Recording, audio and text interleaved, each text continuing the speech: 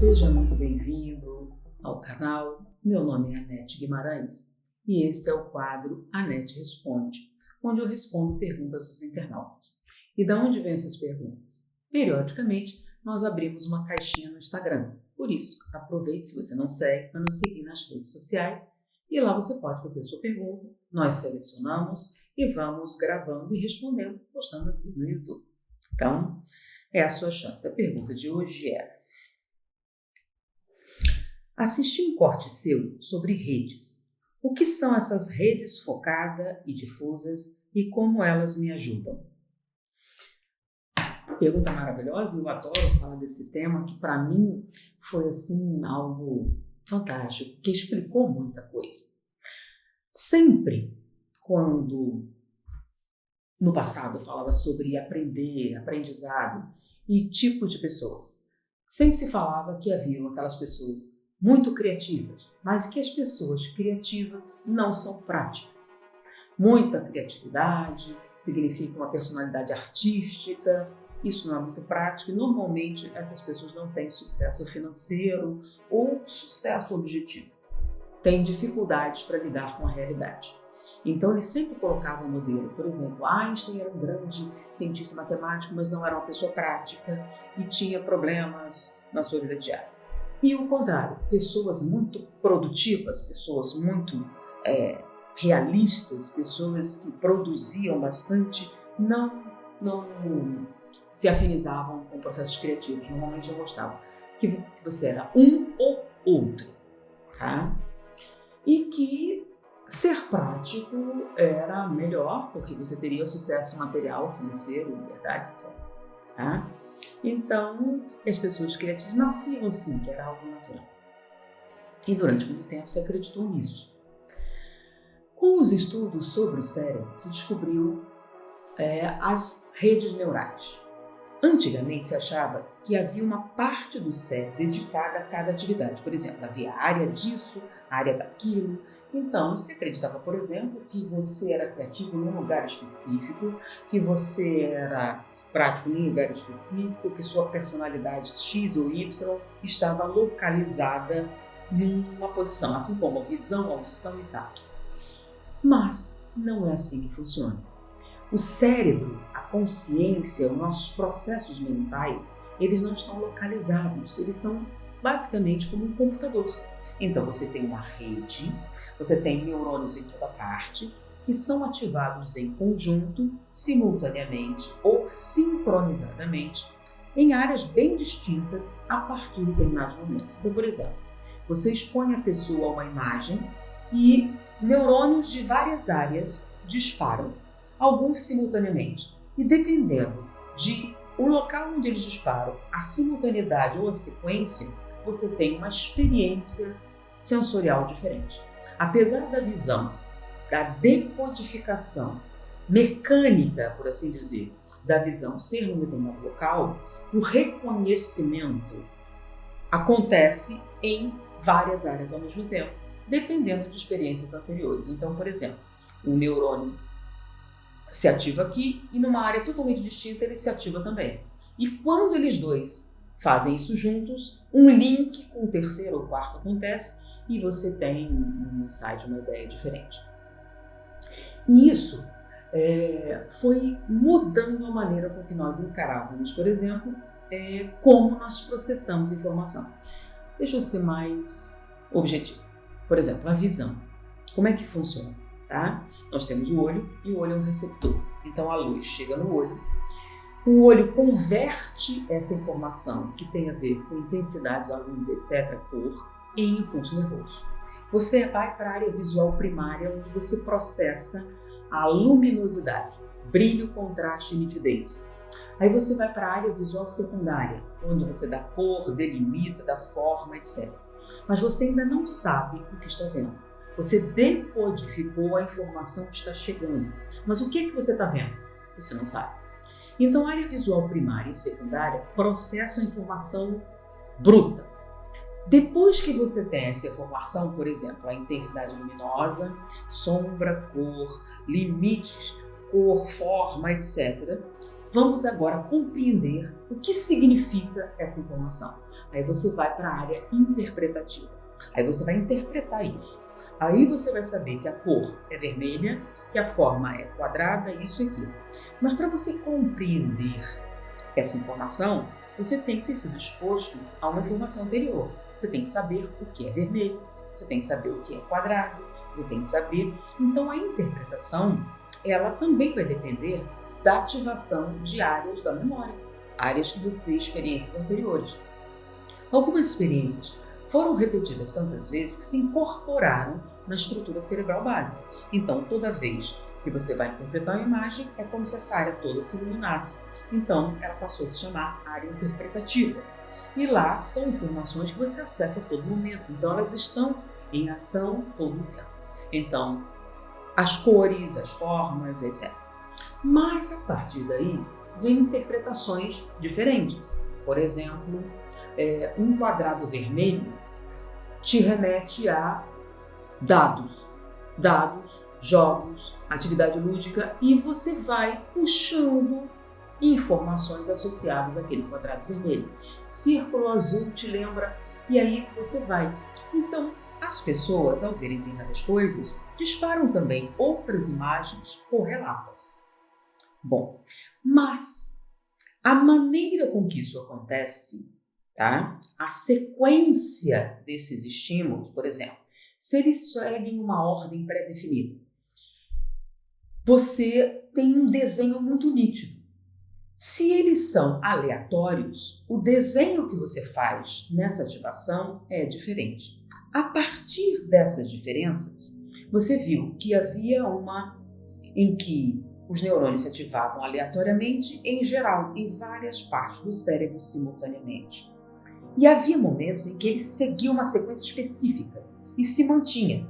Não havia nenhum tipo de distração, não havia informação surgindo em áreas que não estivessem diretamente ligadas com aquela atividade específica. Isso aí já começou a delimitar. Então, por exemplo, você está realizando uma atividade definida. Eu vou ler um texto e vou interpretar esse texto. Eu não vou criar nada, eu não vou pensar nada, eu não vou fazer nada a não ser ler esse texto e interpretar e fazer um resumo. Ou seja, é uma atividade bem específica, bem definida. E eu quero realizar isso no menor tempo possível, sem nenhuma distração. Ou seja, se nenhuma outra área do cérebro, a não ser as envolvidas nessa atividade, se nenhuma área se acender, você vai fazer o quê? Você vai concentrar a sua energia nessa área específica. Quanto menor a área, lembra do foco? Então, foco aberto, foco fechado, ou seja, você vai iluminar apenas aquilo que você está realizando naquele momento. Então, foquei aqui e vou aumentar a energia nessa área específica. Então, foco. Estou focada em uma atividade. Quanto mais intenso for este foco, então, menor e mais intenso. O que significa? Você está absolutamente concentrado e focado nessa atividade específica. O que isso produz na prática? Eficiência e rapidez. Então, imagine duas palavras: eficaz e eficiente. São duas coisas diferentes. O que é eficaz? É quando você faz aquilo que se propôs fazer. O que é eficiência? É quando você faz isso bem, usando o menor número de recursos e a maior rapidez. Então, quando você foca e concentra, tá, a atenção numa determinada tarefa, você junta eficiência com eficácia e você se torna efetivo. Você realmente realiza aquilo que você se propõe. Então, para atividades específicas que demandam tempo, principalmente atividades necessárias, mas não são tão prazerosas, etc., são coisas que você precisa fazer para obter um determinado resultado. Muitas pessoas se distraem com facilidade e quando elas se distraem, elas perdem tempo. Com perdendo tempo, você perde eficiência. Então, foco e concentração aumentam a sua eficiência numa tarefa. Por isso, há tanta demanda de foco, tá? Foco e concentração. Todo mundo quer. Por quê? Tendo foco e concentração, você realmente se torna eficaz. Realiza as tarefas que se propõe usando o menor tempo e o menor número de recursos.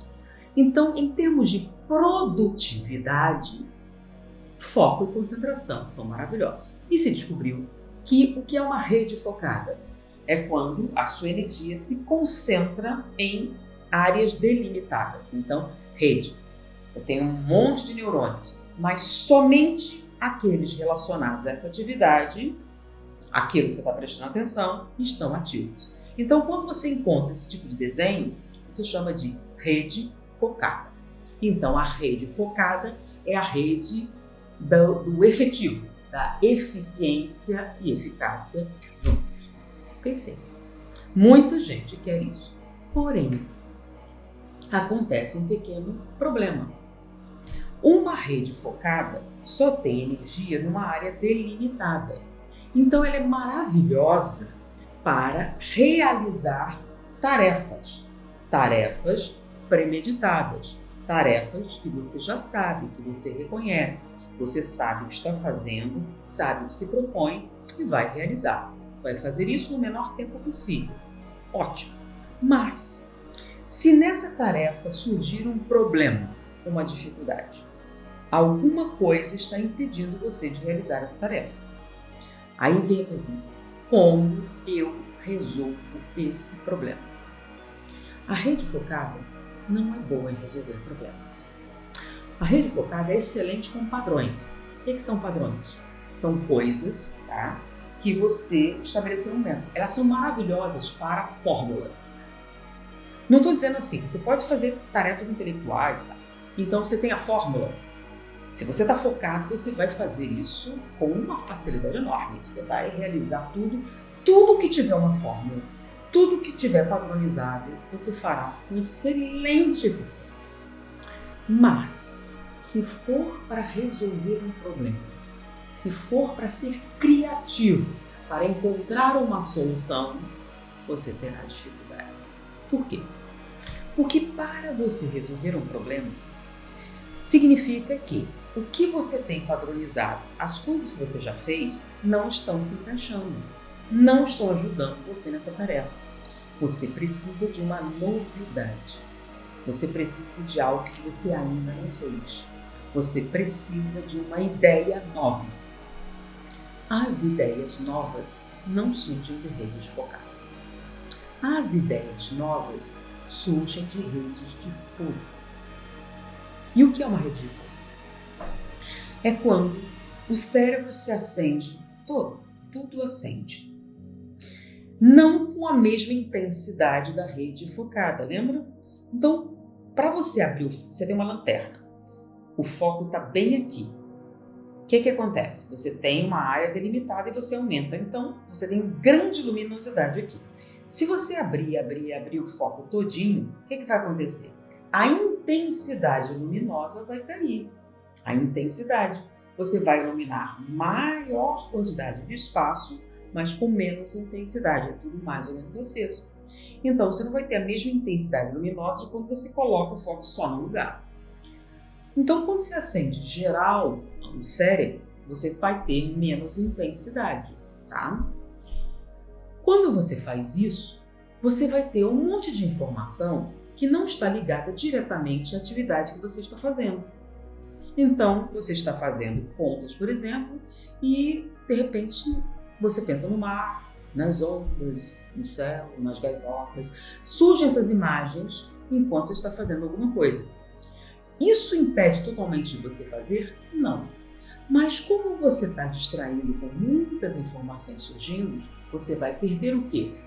Não necessariamente eficácia, mas eficiência. Você vai realizar a tarefa mais devagar. Então, por exemplo, nós pegamos alguém com uma rede focada e alguém com uma rede difusa e damos uma determinada tarefa para ser realizada. Quem estiver numa rede focada vai terminar mais rápido com o menor número de erros. Numa rede difusa, a pessoa também faz, mas ela vai ter um número maior de erros e vai demorar bem mais. Ou seja, a rede focada é mais eficiente. Mas, diante de um problema, ou alguma tarefa que esteja fora do seu padrão, ou não tenha fórmulas estabelecidas, não seja uma coisa que você fez antes, quem está numa rede difusa tem maior chance de resolver o problema. Então, redes difusas resolvem problemas novos, dão soluções num tempo menor e muito mais vezes. Enquanto a rede focada, muitas vezes, simplesmente não consegue fazer. Eu vou dar um exemplo. Alan Snyder, ele é um cientista radicado na Austrália, que trabalha muito com resolução de problemas. Tá? E tem um experimento que eu acho que explica bem isso. Equações de fósforo. O que são equações de fósforo? Ele pegou fósforos e fez algarismos romanos. E fez lá um número mais outro número igual a tanto.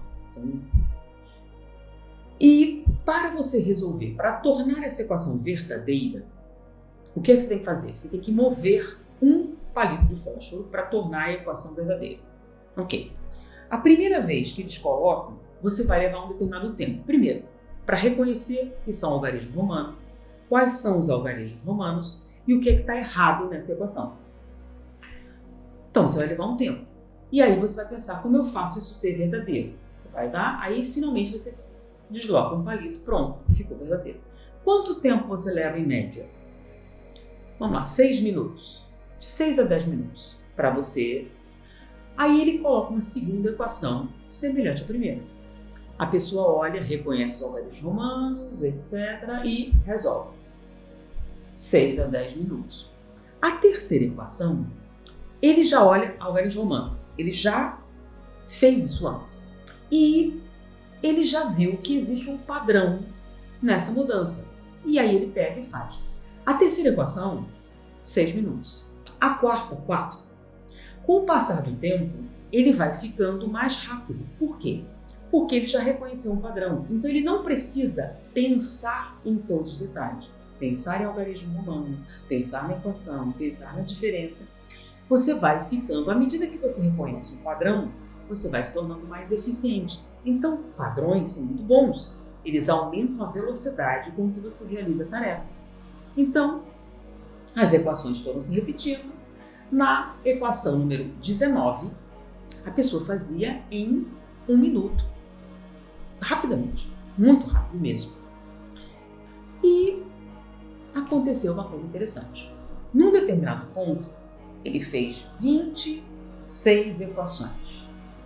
Nessas últimas, a pessoa já fazia em 1 minuto. Aí ele mudou o padrão totalmente. Ele colocou um outro padrão que a pessoa deveria consertar. Nesse momento, a pessoa travou. 6 minutos, 10 minutos, ela não conseguiu resolver. Porque tinha um tempo limite. Nenhuma das pessoas conseguia. Peraí, era muito difícil? Não. Se você pegasse aquela equação e colocasse no início, a pessoa resolvia. Em 6 minutos, mais ou menos, ela resolveria. Mas depois de seguir aquele padrão, ela não conseguia resolver. Por quê? Porque ela estabeleceu uma rede focada e não conseguia sair. Então, você tenta enquadrar aquilo no seu padrão pré-estabelecido e não consegue mudar. Já ele fez o trabalho com autistas que tinham um problema chamado autistas savant. Normalmente o autista tem um problema no lobo temporal esquerdo. Ele não é ativo, que é aquele que você reconhece padrões. Então o autista, ele sempre vê o problema como se fosse a primeira vez. Então ele sempre resolvia todas as equações, mas sempre levava um tempo específico. Todas as equações, não importa quais sejam, ele levava em torno de 4 minutos. E não mudava. Ele não se tornava mais eficiente com o tempo, porque ele não reconhece padrões, mas ele também não empacava em nenhuma solução. Se você fica preso em padrões, você perde uma determinada função, que é a capacidade de se adaptar a situações novas. Então, redes focadas são maravilhosas para a produtividade, péssimas para a criatividade. Redes difusas são maravilhosas para a criatividade, mas não são muito boas na produtividade. E disseram para você que era um ou outro. Não é verdade. Você pode ser extremamente produtivo e também pode ser extremamente criativo se você aprender a produzir uma rede focada e uma rede difusa. Algumas pessoas desenvolveram a aptidão de explorar a sua rede difusa e também explorar a sua rede focada quando necessário. Uma pessoa que aprende a lidar com esses dois aspectos da função cerebral são pessoas extremamente produtivas e extremamente criativas. Agora, se você está focado, a criatividade cai. Se você está numa rede difusa, a produtividade cai. Então, se você distribuir no tempo, em caso de necessidade, e usar as técnicas necessárias, você produz as redes que você precisa para realizar a tarefa que você quiser. Por quê? Porque o cérebro é uma máquina que você usa de acordo com as suas necessidades. O que acontece muito é que as pessoas se convencem, acreditam que é um ou outro e não se esforçam por utilizar esses recursos. Ou têm um hábito de fazer uma coisa, um hábito de fazer outra e acreditam: eu sou muito criativa, não sou bom nisso. Eu sou muito focado, não sou bom naquilo. E pronto, se contentam com isso e não desenvolvem essas aptidões. O nosso sistema educacional, ele dá preferência a determinadas coisas. Então, se você está numa escola artística, ele favorece uma coisa. Se você está numa escola tecnológica, outras. E não as duas coisas, as duas áreas cerebrais, as duas formas de pensar que dariam um excelente resultado na sua vida. Porque nós precisamos ser produtivos, mas também precisamos ser criativos em certas circunstâncias para superar problemas. Nós sermos criativos é uma coisa maravilhosa, mas precisamos ser produtivos em determinados momentos para conquistar os recursos necessários para a sua liberdade em todos os sentidos. Espero ter sido útil para você. Muita paz!